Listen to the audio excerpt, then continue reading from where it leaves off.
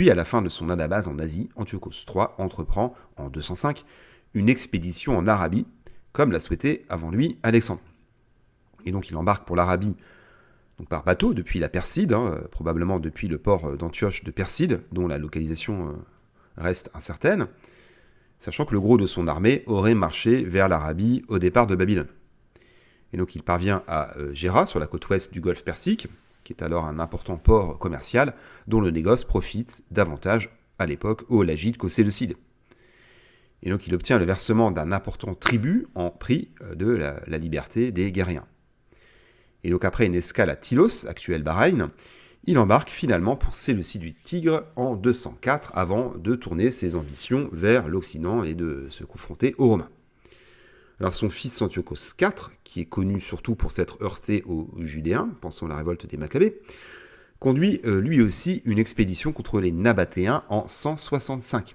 Cependant, l'expédition ne connaît pas de succès et se trouve interrompue par la mort soudaine du roi en Perside, alors qu'il prépare une campagne contre les Parthes. En tout cas, pour la péninsule arabique, ça, c'est un fait, mais certains estiment, mais bon, c'est vraiment à mettre, quand je dis certains, les auteurs antiques, estiment qu'il caressait le projet de conquérir le bassin occidental de la mer Méditerranée, en clair, aux dépens de Carthage. C'est ce qu'aurait dit d'ailleurs Perdiccas peu après la mort du roi. Après, voilà, entre une conquête et une expédition commerciale, ce n'est pas tout à fait la même chose.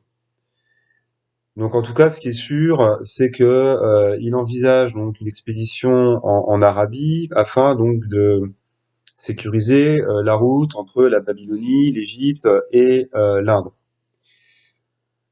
Alors, à savoir si c'était deux projets distincts, la conquête de la Méditerranée orientale et le contrôle des côtes de l'Arabie, ou alors c'était un seul et même projet, à savoir relier donc Alexandrie du Tigre, donc en Mésopotamie, à Alexandrie d'Égypte, ce qui permettrait évidemment ensuite d'ouvrir vers Carthage et la Sicile. Donc là, on est plutôt dans les conjonctures.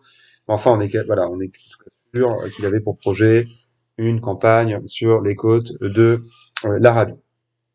Voilà, donc ça, c'est Plutarque et Arrien qui utilise les éphémérides royales tenues par le chancelier Mène de Cardia.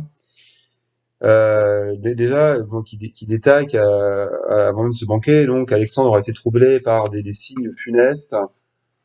Bon, c'est anecdotique, mais enfin voilà, en naviguant sur l'Euphrate, il y a un coup de vent qui emporte son diadème royal, qui tombe à l'eau. Ensuite, à Babylone,